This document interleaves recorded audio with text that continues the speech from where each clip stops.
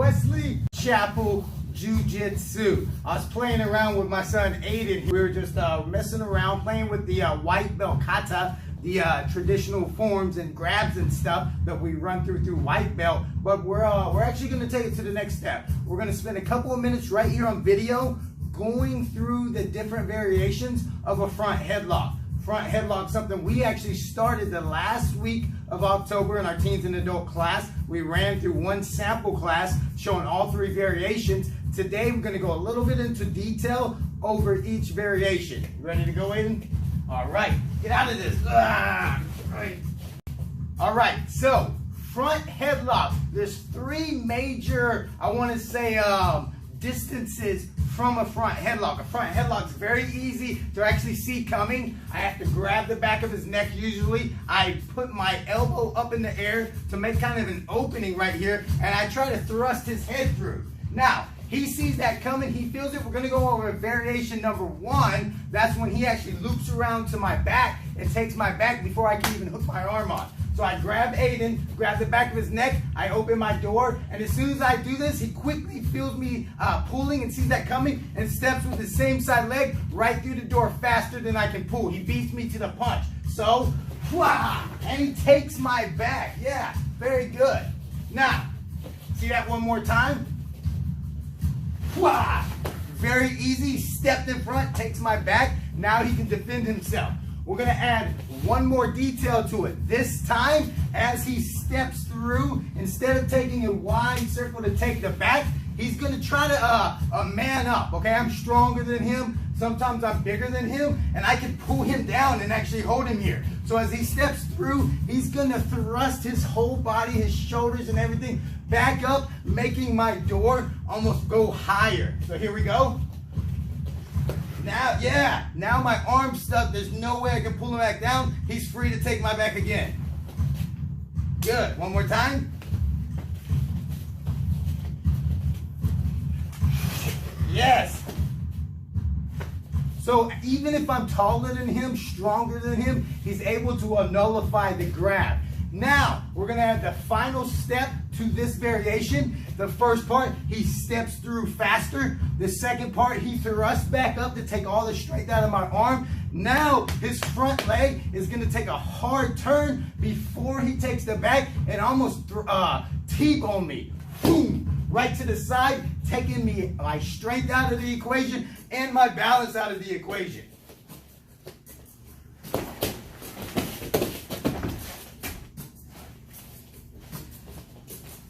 One more time.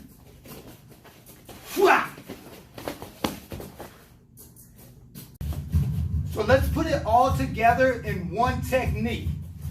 Aiden grabs the back of my head. His elbows go up. Yeah, I step, I feel him pulling. He pulls, I step through. I lunge up to take the strength out. Now as I T-bone, I do kind of like you see the Russian judo guys or the sambo guys do, a nice aggressive reach around. Walk it through. He grabs the back of my head. I feel him pull. I step faster. I duck under. I come up. Now as I go forward to take him off his balance, I do an aggressive reach around.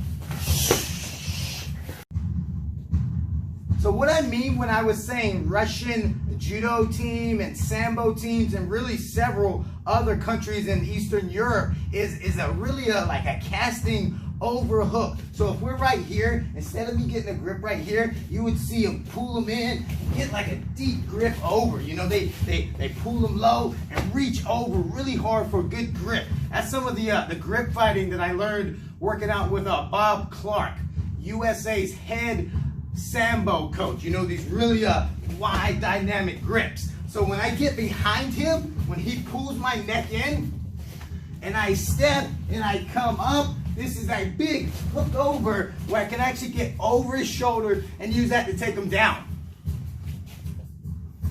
Guys, What if he's bigger than me? What if he's taller than me and I'm not quite able to get behind him and get a big hook over? I still have to know how to take him down. So let's go over the new takedown. He grabs my neck. I step through, up, grab, over. Now from here, I'm going to take one foot and step it behind his foot. I'm going to block his other foot, and I'm literally going to just sit down and pull him back.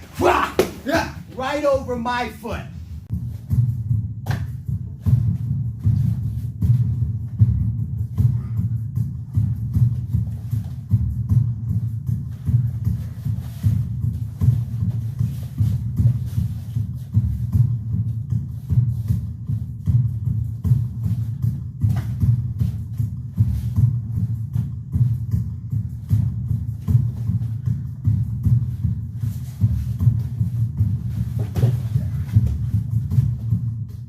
So, funny thing about us going through 3 variations, a similarity is I think about the lesson Gracie JiuJitsu founder Helio Gracie used to say, there are 3 types of people you'll fight. Your teammates, your opponents, and your enemies. So the first one could be necessarily your teammate, your family member. Obviously, you know, someone who's not going that rough. Maybe we're at a barbecue. He grabs my neck. He pulls me into the neck pull, and I can just come around, okay? Now I'm fighting someone a little bit more aggressive, a little bit more strong. Maybe my opponent. The next technique is going to be I beat him. Aiden wasn't able to step through. I grabbed him, and I immediately pulled him into a choke. I don't have my other arm either over or under for the guillotine. I just have my one hand. I beat him at least to that. So I pull him through my door and I hit him. And I got him locked up with one arm. We're going to go over a scenario I learned in North Carolina wrestling with the guys at Campbell Wrestling from the Campbell University. Coach Kerry Collette was the head coach. So Aiden beats me to the punch. He pulls me down. I get hooked up by just one, okay? I can base up, but I'm still in trouble. What I'm going to do first is I'm going to put both my hands on that one hand, and I'm going to use that to pull away. If I take one hand and try to fight off, maybe he's stronger than me, and I'm just going to give him more time to connect his other arm. I'll take both arms, and I pull away. Immediately after I pull away, I hold with the same side arm, and my other arm pushes the hip and helps me push off. So, it's too late. I can't come up. He's got one arm. His other arm hasn't made contact yet or connection to pull through. I'm going to take both my hands. I'm going to lean over and I'm going to break free. Once I break free, this hand goes back up. I push right from the hip and I hand myself out. Once I hand myself out, I grab his wrist and this. From here, I can do a couple of things. What you see in a lot of old school classical jiu-jitsu schools would be they would teach you to almost take a knife hand, holding this arm out straight, and try to do a knife hand arm bar. You also see that in Hapkido. They hold this arm up, they take that bone, and it goes right over the tricep and helps them go down.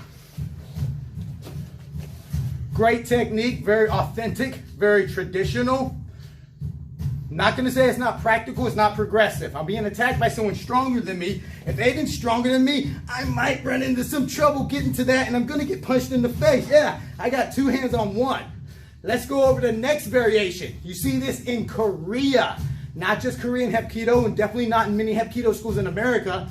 But when I used to live and train full-time in Korea, I would see Koreans do this. They would call this the bread box. This overhand comes under and I grab it just like I'm carrying a baby or some bread. So I get here, I feed under, which makes my inside of my elbow to my shoulder able to push his arm down.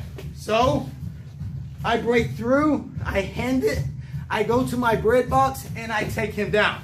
Again, very authentic Korean jiu-jitsu, also known as Hapkido. Very authentic technique. The problem with this again is I have 2 hands tied up and I might find myself in a wrestling match. What if he just pulls his arm out? Yeah, I'm in a little bit more trouble. So today we're going to talk about what I think is the most progressive approach, because we are not only authentic but also a practical and progressive jiu-jitsu academy here at Wesley Chapel Jiu-Jitsu. So the most progressive approach is what I learned from Tony Pazinski, and it's gonna be from the Gunji Taiho Jutsu concepts, which is arresting or restraining techniques. So, same thing again, I have him here, I'm holding on, I need to get him down. First thing I'm gonna do is I'm gonna straighten this arm, and I'm gonna push up like that right there. I don't care who you are, I don't care how much of a mind game player you are, a chess match 2 moves away from you. As soon as someone pushes, someone always pushes back, at least for a split second.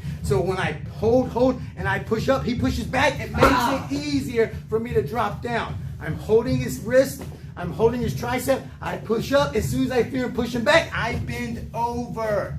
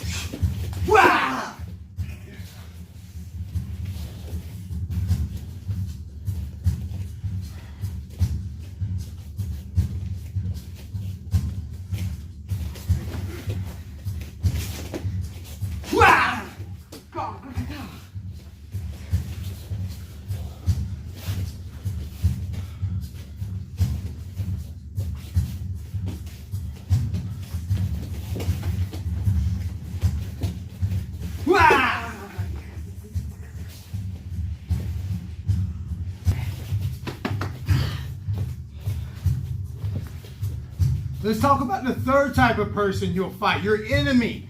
First type of person you fight, your friend, your teammate, somebody that's not that strong. They grab the back of their neck, they're playing around, maybe they're not that serious. I can just duck through, spin around, take their back. My opponent, someone who's really set on, hell-bent on choking me out, he pulls me right to the pocket, he grabs my chin, and he starts choking out. The Kalat way of coming out, Kerry Kalat, Campbell University wrestling coach. Pull the arm, come around, arm bar down. Now we're talking about someone who just wants to finish the fight. They will put you to sleep.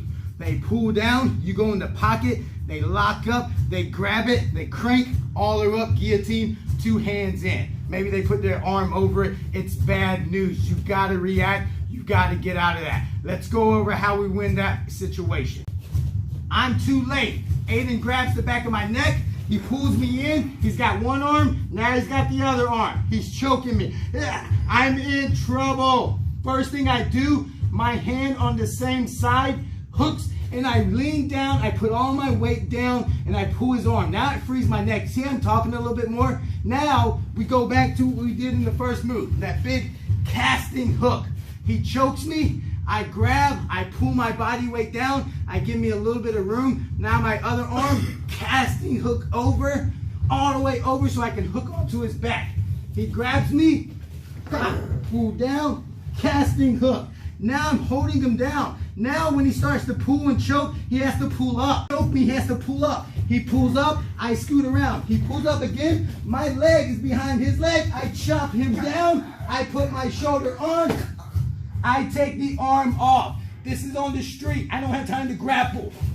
I'm up, knee on belly, looking for police, people to help, and make sure he doesn't have any friends. Who is this guy?